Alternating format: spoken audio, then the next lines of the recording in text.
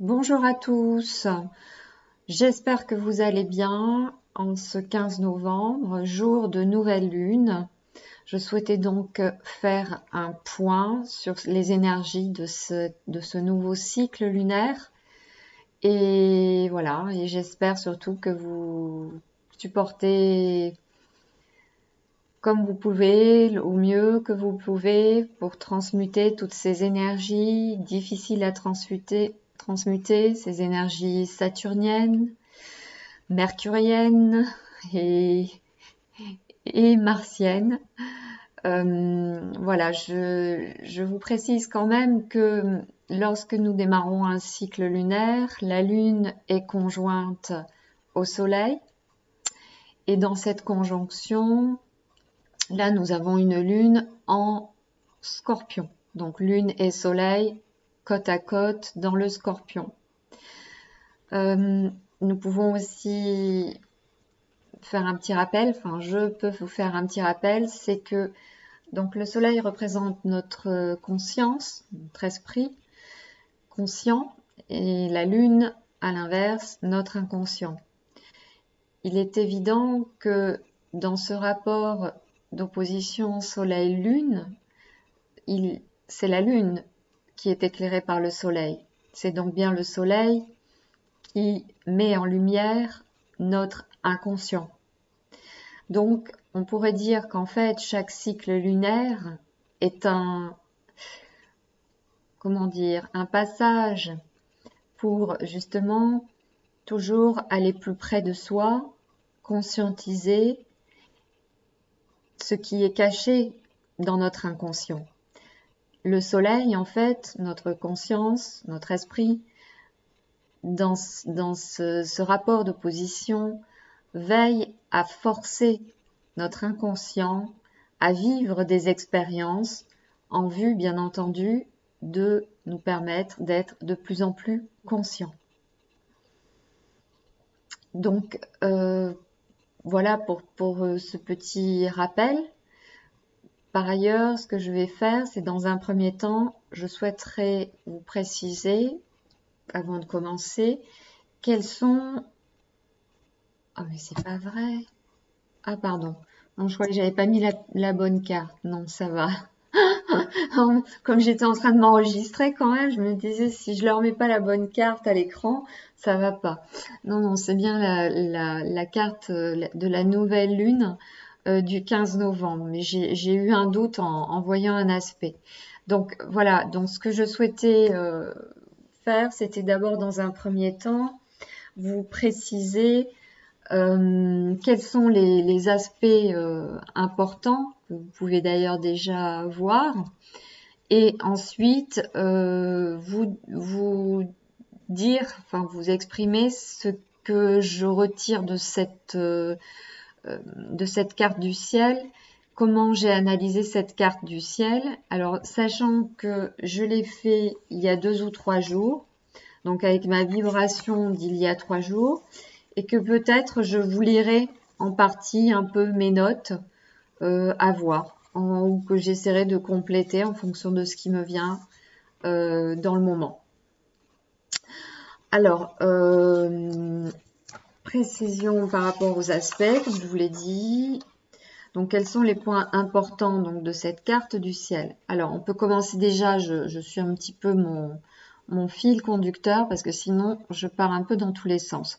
Donc, nous avons déjà le soleil et la lune, comme je vous l'ai dit, donc conjoints, puisque lors d'une nouvelle lune, c'est un redémarrage, c'est une préparation à la pleine lune pour justement nous activer à conscientiser ce qui est caché, ce qui est occulté, voilà, ce qui nous paraît, ce qui est inconscient.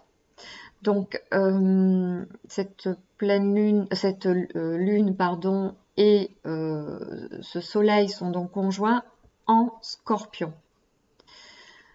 Par ailleurs, nous avons toujours, comme vous pouvez le constater, Pluton, Pluton, Jupiter, Pallas, Saturne, qui sont dans le cas Capricorne. Alors, pour Saturne, plus pour très longtemps.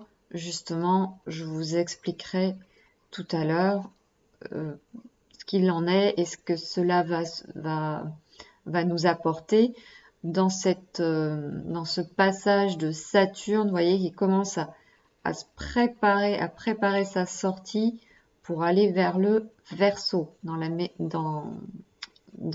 maison, on va dire, oui, dans la maison du Verseau, dans le Verseau, dans le signe du Verseau. Alors, ensuite, nous avons toujours Neptune en Poisson, voyez. Et enfin, nous avons, non pas enfin, puisqu'il y aura aussi Uranus de ce côté, Mars toujours en Bélier. Mars, attention, aujourd'hui, qui a repris sa marche directe, ce qui veut dire que Mars, qui était un peu bloqué, hein, qui était un peu frustré, il est de nouveau en capacité à repasser à l'action.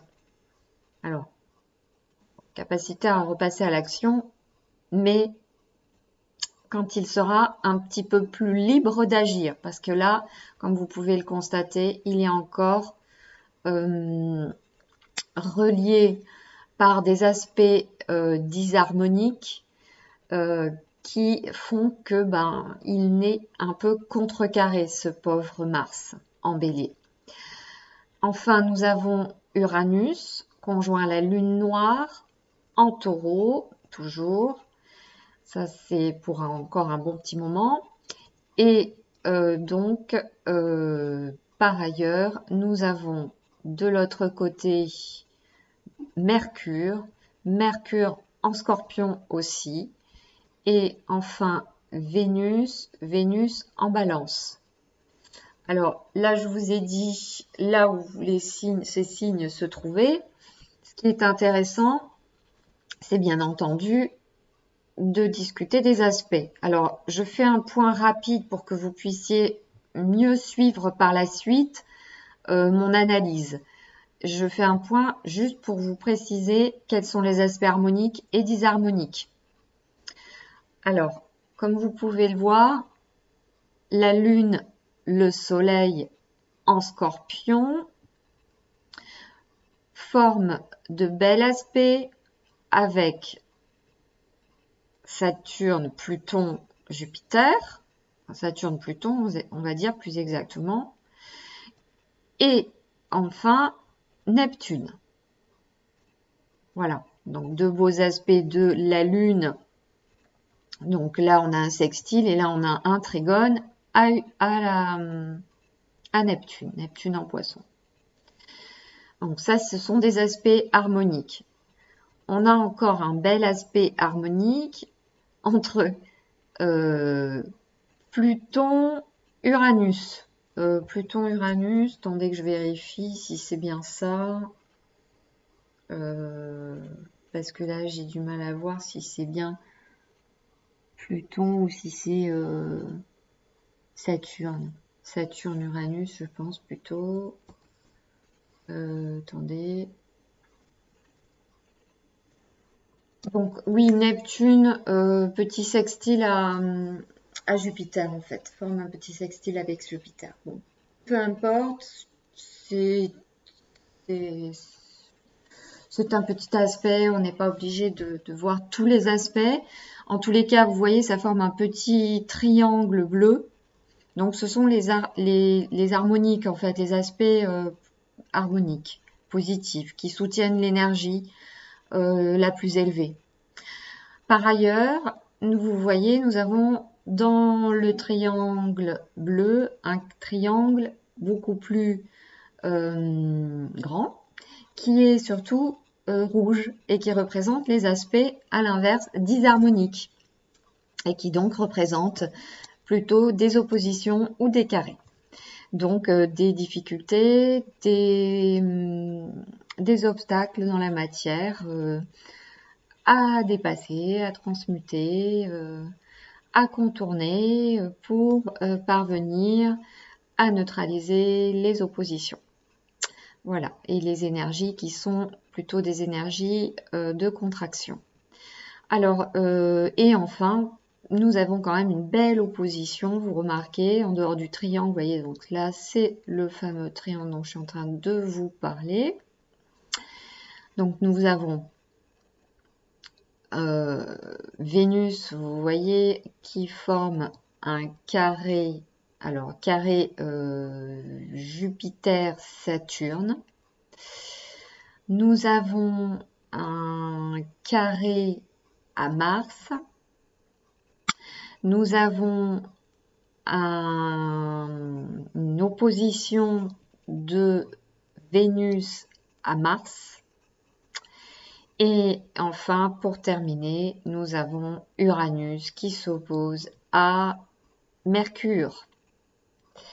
Voilà. Donc tout ça fait que nous avons des aspects assez difficiles, bien sûr, mais qui dit difficile nous demande bien entendu d'apprendre à travailler sur ces énergies-là, à patienter, à intégrer pour justement nous perfectionner, développer une compréhension plus subtile de nos corps, de nos différents corps physique, corps mental, corps astral, etc., etc. Le but est bien entendu de nous permettre d'être de plus en plus conscients et d'être donc de plus en plus forts dans nos énergies de vie.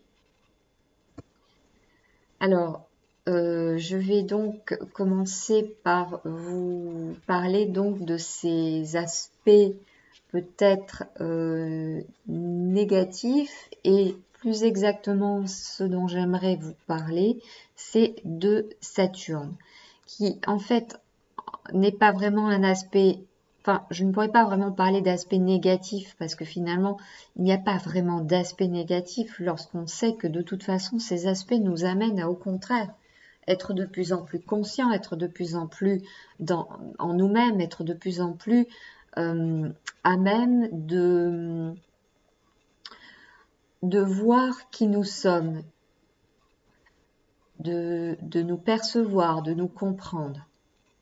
Et c'est d'autant plus important que nous sommes dans l'énergie du Scorpion. Voilà, l'énergie du Scorpion qui est l'énergie la plus, je dirais, une des énergies qui nous permet le plus d'aller voir au-delà de ce que nous pouvons voir dans la matière, c'est-à-dire d'aller percevoir, d'aller voir ce qui est caché, le sens caché des choses, le sens caché de la vie, tout ce qui est occulte, tout ce qui ne nous est pas divulgué de manière claire, tout ce qui nous paraît bloquant, mais que nous ne savons pas pourquoi. Et pourtant, nous nous dites, c'est quand même bizarre. Pourquoi dans telle et telle situation, je revis toujours le même type de relation, de situation? Pourquoi je suis amenée à toujours ressouffrir plus ou moins les mêmes limites, les mêmes limitations?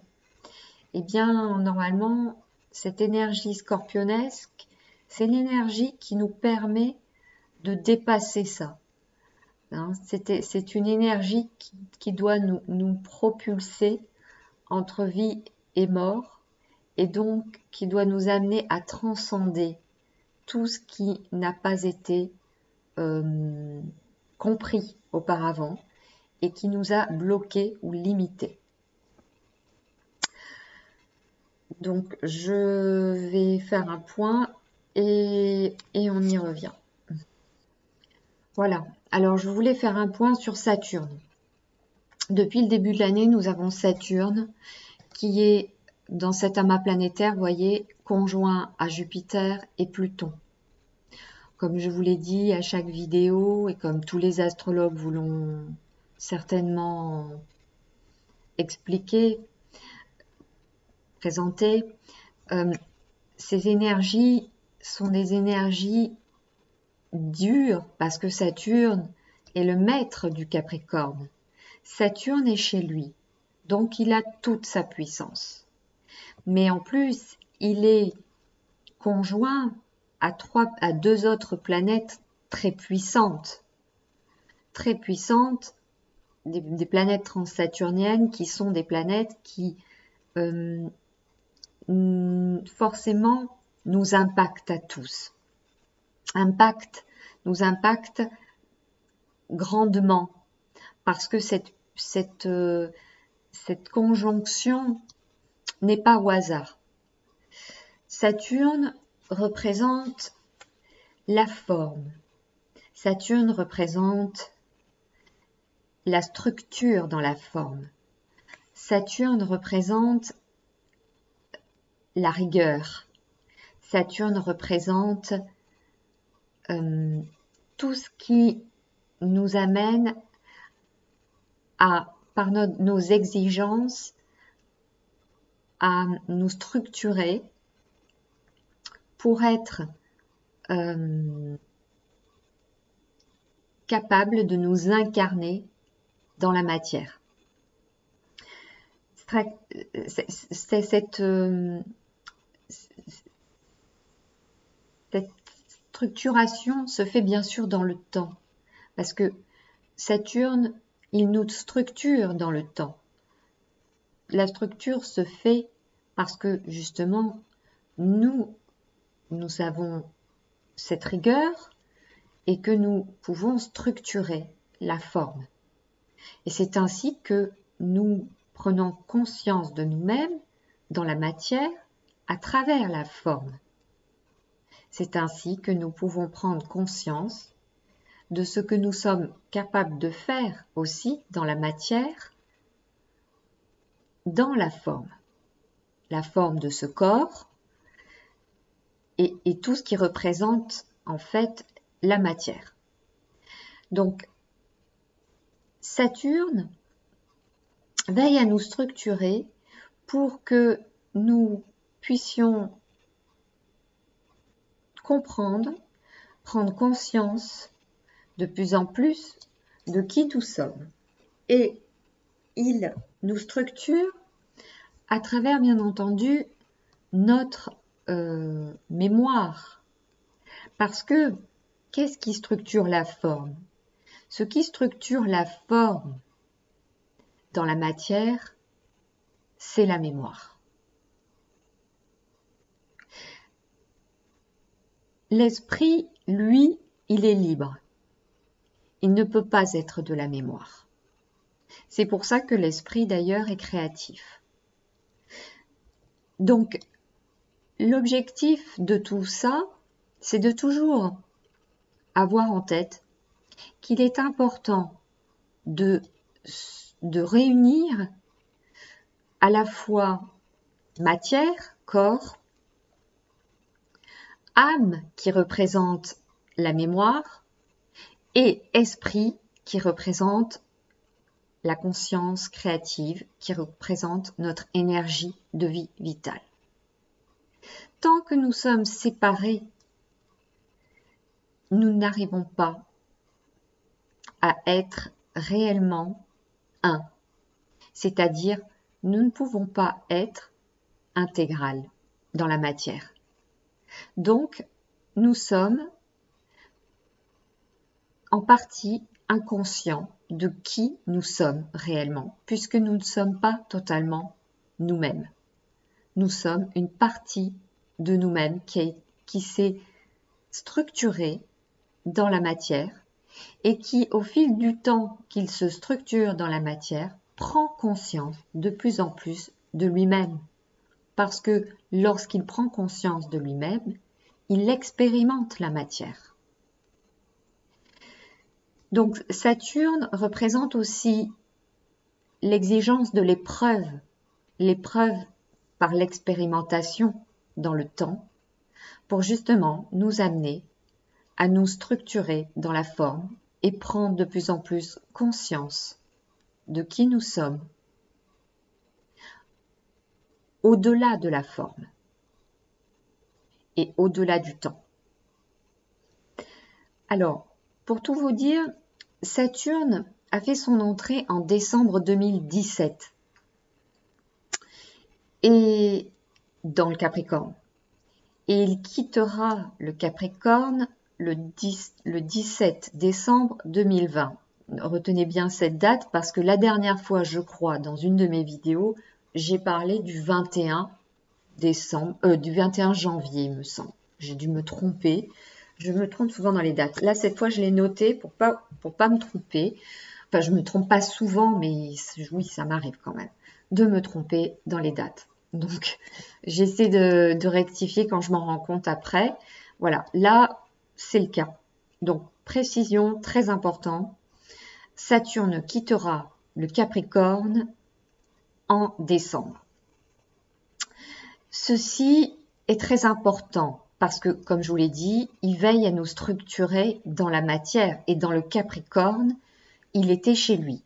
Là, il va rentrer dans le Verseau et c'est un peu comme s'il rentrait dans un endroit où il n'est pas le plus à l'aise. C'est un peu comme si vous alliez chez quelqu'un que vous savez qui est assez révolutionnaire, alors que vous êtes plutôt conformiste. Vous avez plutôt tendance à vous conformer aux règles, à accepter les choses telles qu'elles sont, à voir les choses avec une certaine acceptation, voilà, sans réaction. Et que, bon, ben voilà, vous aimez bien faire ce que vous avez envie de faire, comme vous pensez le faire, mais bon, voilà. Et que vous alliez chez quelqu'un qui, à l'inverse de vous, est plutôt révolutionnaire, ne souhaite pas se conformer, aime bien tout changer, tout révolutionner, n'aime pas ce qui est routinier, aime la nouveauté, aime aller vers quelque chose de plus futuriste, de plus... Eh bien voilà, ça fait quand même qu'il y a, dans ce cas-là, une rencontre avec l'autre chez l'autre qui n'est pas forcément des plus faciles à gérer. Hein, donc vous vous retrouvez chez quelqu'un que vous savez qui est comme ça, vous allez vous sentir peut-être pas toujours très à l'aise quand cette personne va manifester ce caractère-là ou certains traits de cette énergie-là, une énergie de révolution. Donc tout ça pour vous dire qu'en fait, Saturne va rentrer donc le 17 décembre 2020 dans le Verseau et donc va rentrer dans ce signe qui n'aime pas se conformer. Et c'est un peu comme si on arrivait à dire que c'était le conditionnement dans le déconditionnement. C'est-à-dire, Saturne représente d'une certaine manière une manière de conditionner, de se conditionner, puisque dans cette énergie de restriction que nous pouvons vivre lorsque nous devons nous structurer dans la rigueur, puisqu'il faut de la rigueur, ça veut dire qu'il faut structurer les choses, il faut y mettre une forme de contrôle, mais en même temps, tout ceci nous conditionne à certaines règles et à certains comportements qui doivent fonctionner de manière très régulière et finalement parfois très peu créative, puisque plutôt mécanique. Et donc, comprenez bien que Saturne va rentrer dans le Verseau, donc qui est plutôt à l'inverse, l'énergie où tout doit être libre. L'énergie de Uranus, qui gouverne le Verseau, est une énergie de liberté, une énergie de déconditionnement, une énergie de nouveauté, une énergie de révolution, une énergie qui veut la modernité, qui veut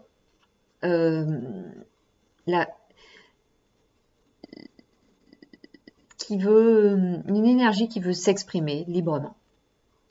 Donc, qui ne souhaite pas se sentir conditionné à quoi que ce soit.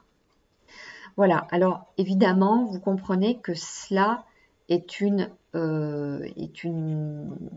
comment dire, une prérogative des énergies à venir qui ne sont pas à négliger actuellement, parce que nous sommes en fait en train de préparer ce nouveau cycle saturnien, hein, Jupiter qui est lui-même aussi conjoint à Saturne actuellement et Pluton dans le Capricorne, va suivre Saturne de près, hein, comme il l'a fait dans le Capricorne, il va aussi lui-même rentrer dans le Verseau. Et ceci peut être quelque chose qui risque de nous amener forcément, puisque Jupiter représente l'élévation de conscience, mais aussi tout ce qui est excessif, l'expansion, mais aussi tous les excès, toute la démesure. Et nous l'avons vu l'année dernière, et c'est toute cette année, avec ce qu'il s'est passé. Donc, nous allons avoir une énergie jupitérienne saturnienne, donc dans le Verseau, qui lui, dans cette énergie de vie déconditionnée, ou plutôt anticonformiste, va du coup être très bousculé, on va dire, et qui peut nous amener à vivre certains changements très importants en ce nouveau cycle et en cette ère du Verseau, qui est l'ère du Verseau, qui est donc l'ère du changement, l'ère de la nouveauté, l'ère aussi de la fraternité et de la solidarité. Alors, fraternité, solidarité, effectivement, dans la question du Verseau, c'est ce qui se pose. Mais pour cela, il faut que, bien entendu, il n'y ait pas de division. Et il faut que l'homme puisse lui-même se sentir non divisé en lui-même. C'est-à-dire qu'il ne se sente pas poussé par des énergies qui vont l'amener à vivre tous ces excès, tous les excès qui sont proposés par les énergies planétaires et qui le contrôlent dans son inconscience. Alors, je vous précise cela. Donc, voilà, je vous précise cela parce que c'est important de commencer à y réfléchir. En ce moment, par ailleurs, nous avons Mars qui est toujours en Bélier. Et Mars va rester un certain temps en Bélier. Mars va rester, je crois que je vous l'ai dit, jusqu'en 2000, à chaque fois je me trompe, entre 2024 ou 2025. En tous les cas, vous voyez, il est là pour quelques années. Et bizarrement, je dirais pas bizarrement, puisqu'il n'y a pas de bizarrerie en réalité, tout converge. Tout converge à cette évolution, à ce nouveau cycle cosmique qui nous amène à ce processus d'individuation, c'est-à-dire ce processus qui va faire que l'homme doit retrouver son autorité, doit retrouver sa force et sa puissance intérieure identitaire. Nous le voyons aujourd'hui, nous sommes comme des pauvres petits enfants à qui nous avons interdit d'aller se promener à telle heure ou plus d'une heure, ou des petits enfants à qui on dit qu'il faut signer un papier, rendre des comptes pour sortir de chez soi, pour aller acheter des biens de consommation courants, etc., etc. Vous avez compris, les restrictions sanitaires sont très fortes. Et bien entendu, c'est d'une certaine manière assez difficile d'accepter que nous soyons obligés finalement de vivre ça.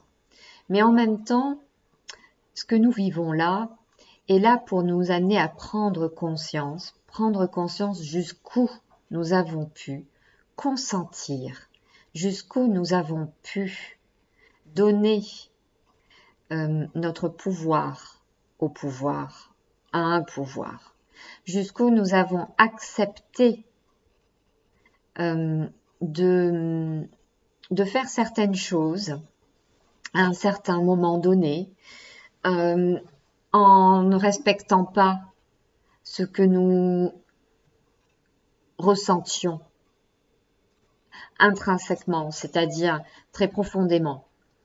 Et là, aujourd'hui, ce qu'on nous demande, du coup, à travers ce nouveau cycle, c'est bien sûr de retrouver petit à petit cette autorité intérieure qui va faire que nous réintégrons peu à peu nos énergies de vie, c'est-à-dire notre capacité, notre puissance intérieure à créer la vie que nous souhaitons sans nous sentir assujettis à une forme de pouvoir qui nous soumet de l'extérieur. Pour cela, il est évident qu'il faut bien entendu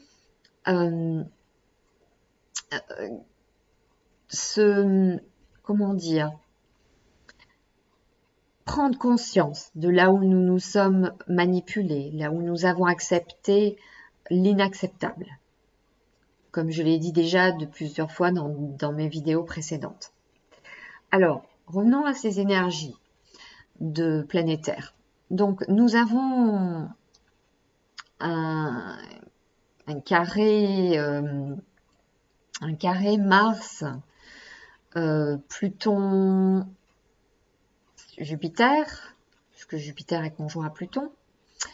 Et ceci peut nous amener à comprendre que cette énergie martienne d'action, c'est-à-dire de volonté d'agir et d'être libre dans son identité, de se sentir maître de ses énergies, maître de soi, elle est très difficile parce qu'en fait, elle est contrecarrée par cette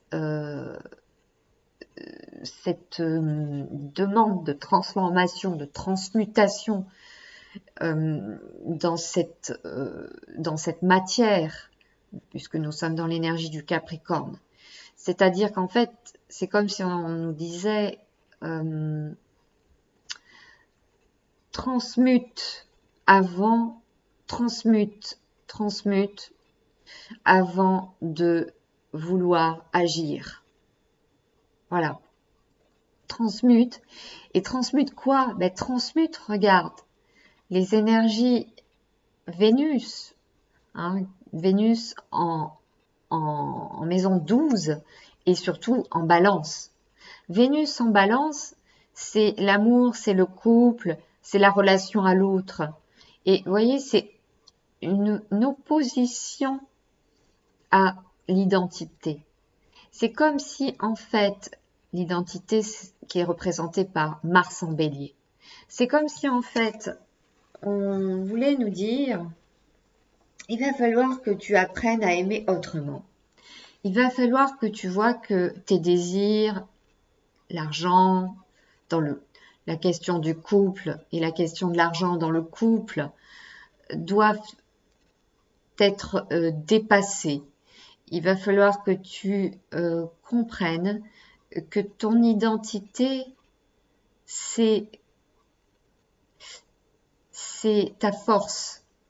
Et ton identité ne doit pas te rendre dépendant dans la relation à l'argent, dans la relation à l'autre par rapport à l'argent, dans la relation de désir. Voilà. Vénus représente l'argent, le désir. Et la balance représente le besoin d'équilibrer, d'harmoniser, mais aussi surtout d'être juste avec l'autre, équitable avec l'autre, d'être avec l'autre dans l'harmonie. Et donc, vous voyez cette opposition à Mars en Bélier, puisque en fait, la balance est le signe opposé en plus au Bélier. Le Bélier qui dit je et la balance qui dit nous. On est en train de voir que il faut inclure cette question d'argent, de désir, il faut l'élever, il faut pouvoir le dépasser, il faut arriver à neutraliser tous les effets des plus basses énergies qui nous maintiennent et nous empêchent d'être dans notre identité. C'est en fait la question d'un rapport de domination par rapport à l'argent, tout simplement, que je vois à travers cet aspect. Par ailleurs, nous avons donc cette opposition qui est très forte de Uranus à Mercure.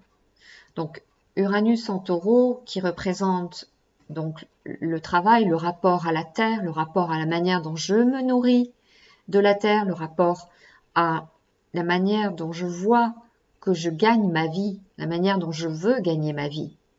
Et lui, Uranus, il est depuis un moment dans le Taureau et il va y rester encore quelque temps. Donc Uranus, comme je vous l'ai dit tout à l'heure, c'est l'énergie libre, l'énergie de non-conformité, c'est l'énergie qui veut se libérer.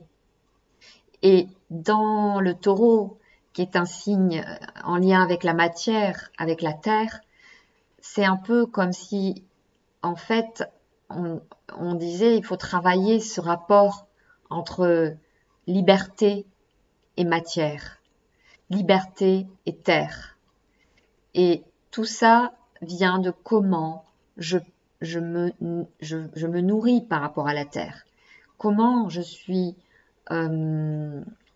dépendant de cette nourriture à tous les niveaux, nourriture physique, mentale, spirituelle, supramentale, peu importe.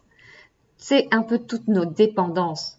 Et je dirais que c'est même toutes nos dépendances, je vais vous dire en allant plus loin, toutes nos dépendances à nos croyances. Nos croyances, pourquoi? Parce que nous avons cette opposition à Mercure en Scorpion. Et Mercure en Scorpion, c'est le discernement, c'est la lucidité. Et c'est aussi l'intelligence. L'intelligence de tout ce qui est caché, de tout ce qui est occulté.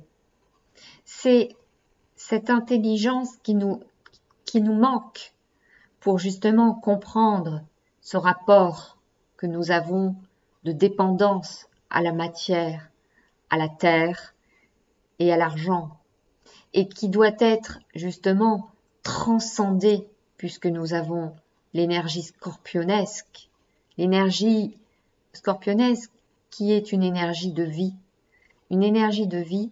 parce qu'elle a dépassé le cap de la survie.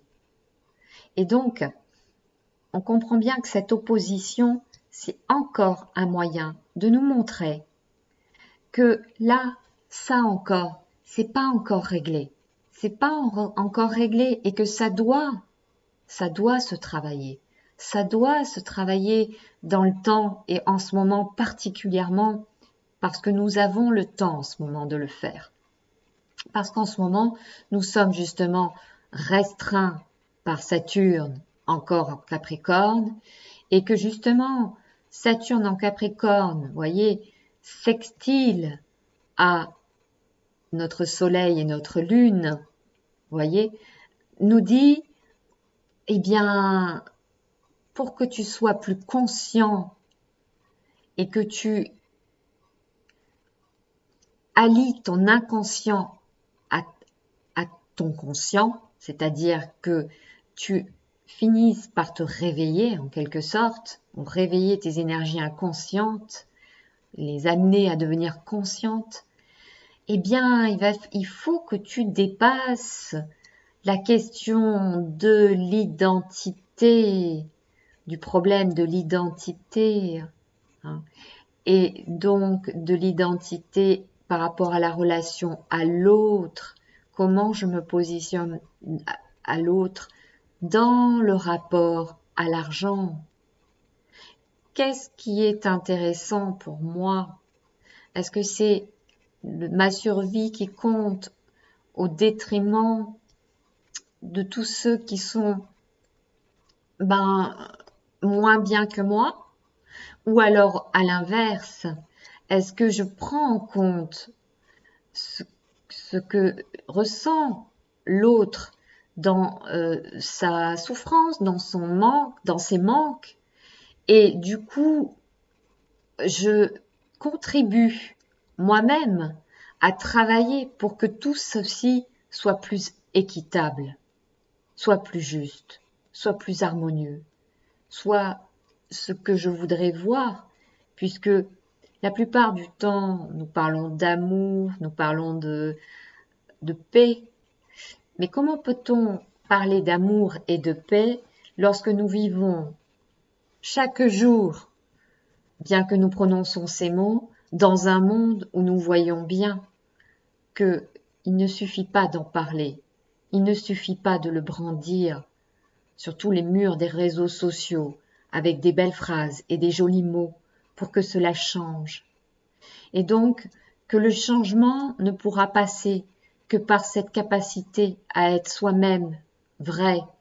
Le bélier est un signe qui aime être vrai, qui veut être vrai. Et c'est pour ça qu'il agit d'ailleurs, pour être dans son action de vie, parce qu'il est le premier signe du zodiaque. Il incarne cette énergie de vie primordiale. Il incarne le feu de la vie.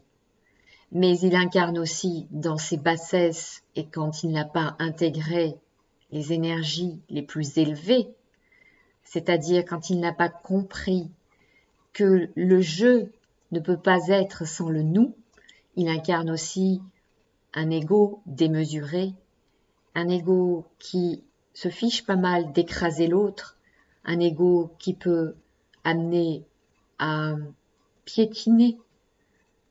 Et c'est là tout l'enjeu, arriver au centre pour, vous voyez, trouver en fait l'énergie la plus élevée de chaque planète. Intégrer en soi ce qui est important pour soi, mais ce qui est important pour soi tout en comprenant que soi, c'est aussi l'autre. Donc, je poursuis pour justement terminer ce déroulé.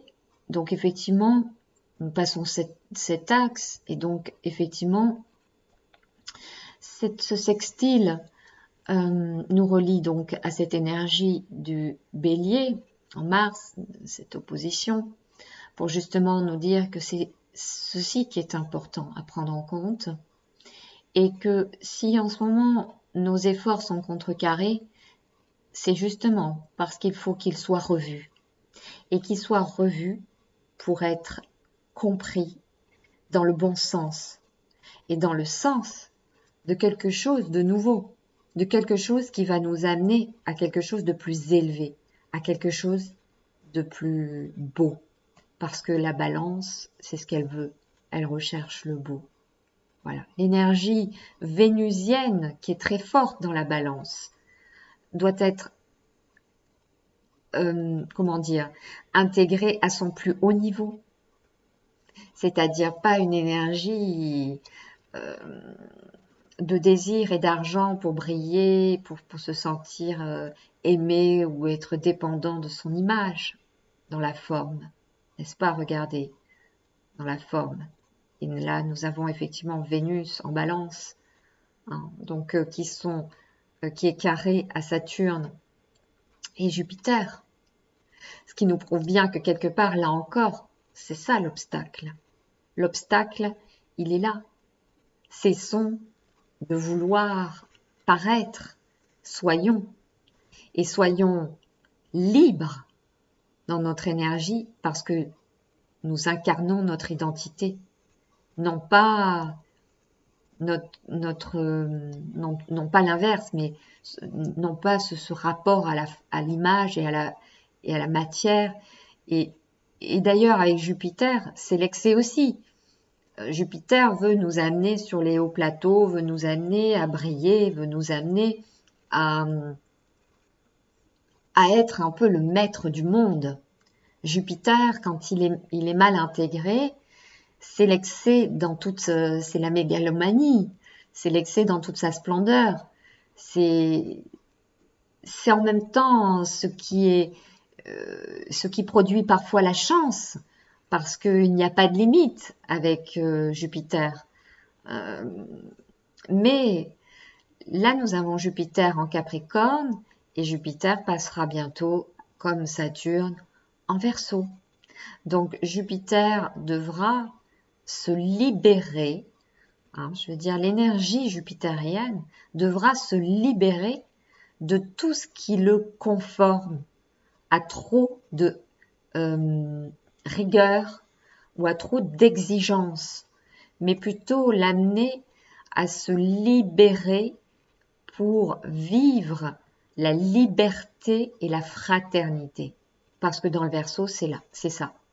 C'est ce qui sera, ce seront les énergies qui devront être, qui vont être mises à l'œuvre l'année prochaine en 2021. Et ce sont les énergies qui seront porteuses, en même temps qui seront très difficiles à vivre parce que nous aurons toujours ces oppositions. Il y aura toujours ceux qui se raccrochent à l'ancienne forme et qui veulent garder ce pouvoir, qui veulent garder et qui veulent croire que tout est toujours fait pour nous faire mal évoluer. Alors qu'en réalité, au final, le cosmos, les énergies de l'univers suivent un ordre logique et total. Mais nous, dans notre inconscience, nous croyons toujours au pire. Parce que la croyance, c'est ce qui nous permet, ou c'est plutôt ce qui nous fait croire que nous sommes en contrôle, que nous avons le contrôle des choses. Donc nous préférons nous rattacher à des croyances multiples. Je dirais, par exemple, dans la question du vaccin actuellement. Beaucoup sont là en train de s'inquiéter pour la question du vaccin. Je leur dirais, bien sûr, que ce vaccin, qu'il y a déjà quelque chose qui est mis en place pour que ce vaccin ait lieu, etc. Bien sûr. Mais il faut se dire que certaines choses ont peut-être lieu aussi d'une certaine manière occulte, ont lieu pour que l'homme trouve le moyen de réagir de la bonne façon, trouve enfin la clé du mystère de la vie, la clé de tout ce qui l'amène à vivre et revivre toujours les mêmes situations, et qu'il doit enfin trouver en fait la clé pour justement ne plus avoir à vivre toujours les mêmes situations, mais justement à se libérer, à devenir beaucoup plus puissant dans sa conscience et donc plus apte à capter l'occulte, à capter ce qui est caché derrière tout ce qu'il lui est montré, tout ce qui lui est montré. Qu'il soit capable de voir au-delà de sa mémoire, c'est-à-dire qu'il soit capable de sortir de la question de la croyance mais qu'il sache pourquoi il vit tout ça. Pourquoi les cycles, dans les cycles ont lieu. Pourquoi il revit des mêmes cycles. Et il doit, en fait, à un moment donné, aussi, pouvoir être capable, petit à petit, chacun à son niveau, bien sûr, de se sortir de ce principe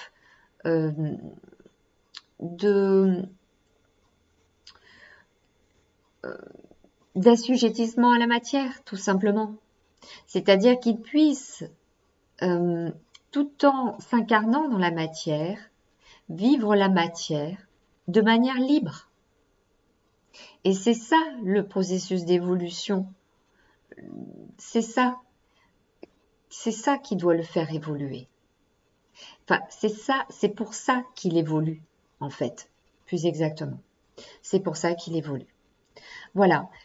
Donc, je crois avoir détaillé la question de tous ces aspects de la manière la plus précise. J'ai peut-être d'autres points. Je vais regarder rapidement ce que j'avais écrit il y a 2 ou 3 jours quand j'ai regardé la carte du ciel. Parce que là, je vous ai fait là en live direct en fait. Hein. Bon, je m'enregistre en même temps, mais je n'ai pas regardé mes notes depuis tout à l'heure, juste pour les dates, comme je vous l'ai dit. Et là, je fais une petite pause pour regarder.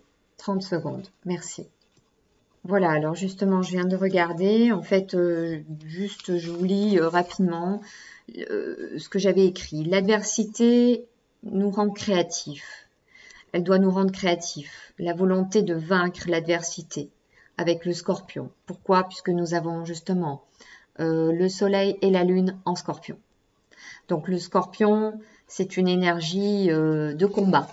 Hein, le scorpion, il est gouverné par Pluton, mais il est aussi gouverné par Mars. Mars étant le maître du bélier et étant, vous voyez ce que je vous ai dit, l'énergie de vie primordiale, l'action, le mouvement de l'énergie. D'accord? Donc, en fait, Mars, il met en action l'énergie reçue. Hein, il ne se préoccupe pas de savoir mentaliser si c'est bien, si c'est pas bien. Et donc, avec le scorpion, on dit le combat, alors j'avais noté le scorpion, le combat ne se porte plus dans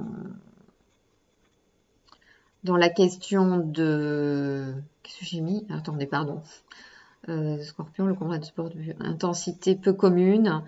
Malgré un calme, voire un flegme, oui. Bah oui, le scorpion paraît calme, paraît très détendu. Enfin, détendu, c'est pas vraiment le mot, mais il paraît calme en tous les cas. Et en réalité, l'énergie du plutonienne, hein, en fait, est une énergie qui est mitigée en fait. Hein. Elle est 2 choses à la fois. Hein. C'est à la fois vie et mort, c'est à la fois ce qui est caché et ce qui doit être mis en lumière dans la matière, puisque lui, il met son empreinte. Hein. Le scorpion a besoin de créer dans la matière parce qu'il a transcendé la matière. Il sait que la vie, la mort, c'est la même chose. Il n'existe pas de vie sans mort, ni de mort sans vie. Voilà, c'est la force cachée de ce signe. Et en plus, on a, c'est vrai, ce semi-sextile Vénus-Soleil en Scorpion. Donc, il voit au fin fond de son être, il y a le tout dans le rien. Il le sait et cela le rend absolument fort, car il n'a pas peur de perdre, au contraire. Sans peur, il devient le pire ennemi, redoutable.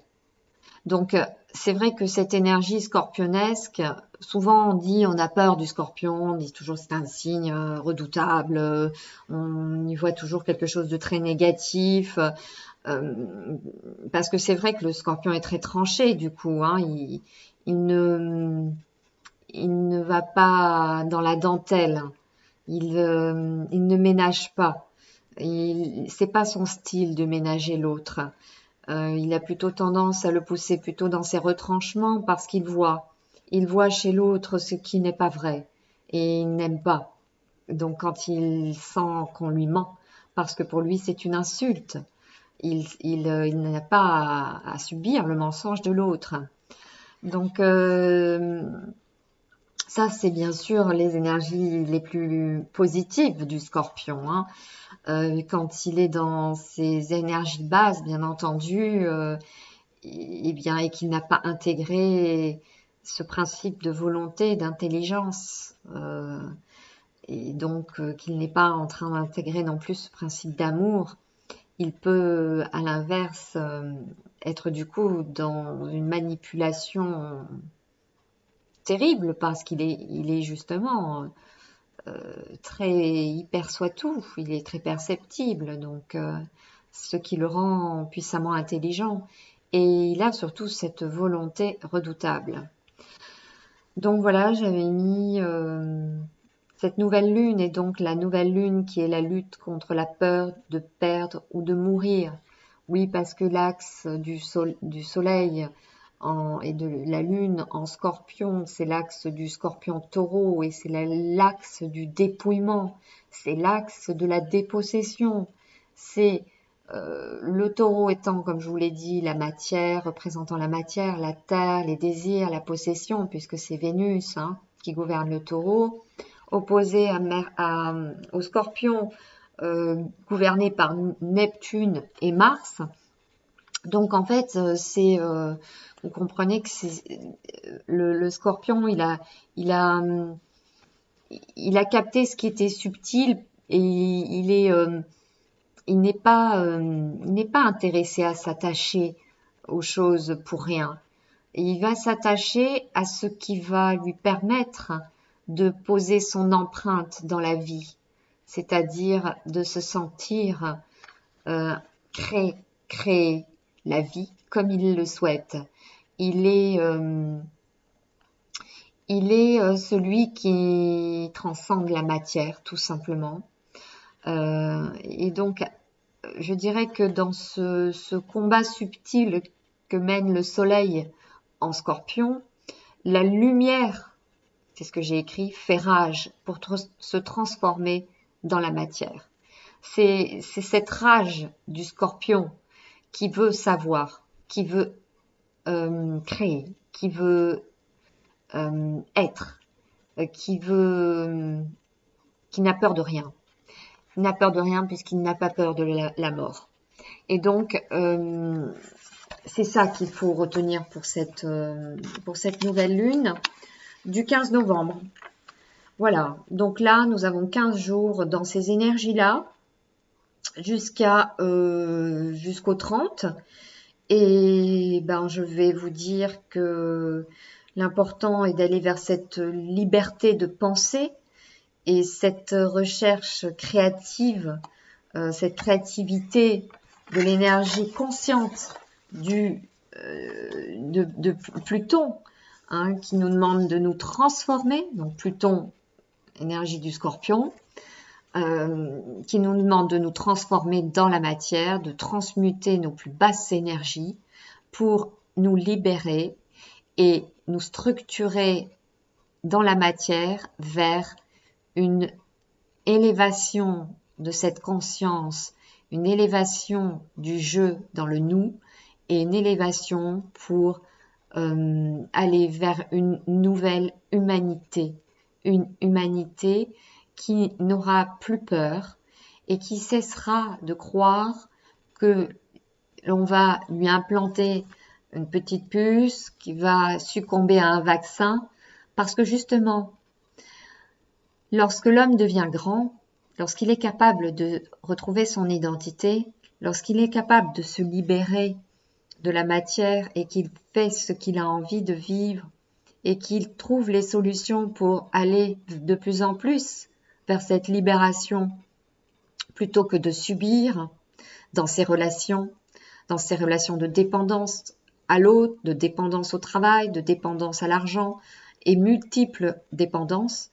Lorsque l'homme se libère, il rentre dans son esprit, il rentre dans sa lumière.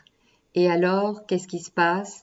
Il intègre peu à peu sa volonté, il intègre peu à peu son intelligence réelle, c'est-à-dire c'est pas son intelligence intellectuelle qui le guide, mais une intelligence beaucoup plus subtiles, reliées à ces énergies de vie cosmique, c'est-à-dire énergie de l'esprit et non énergie de la mémoire. Comme je vous l'ai dit, l'âme c'est de la mémoire et la mémoire c'est la forme.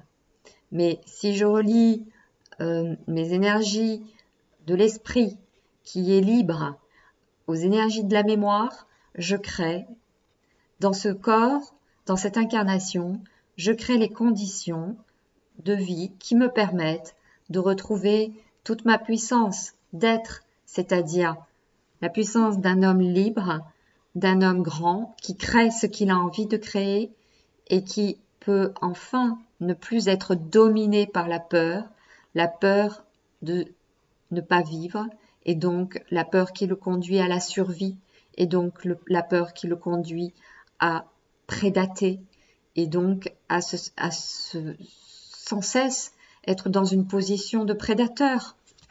Et donc, cette position de prédateur qui ne lui permet pas d'être en harmonie avec le tout. Prédateur, qui dit prédateur par rapport à l'environnement, prédateur avec l'autre, prédateur, etc., etc. Et donc, voilà. Donc, tout est là, tout est dit.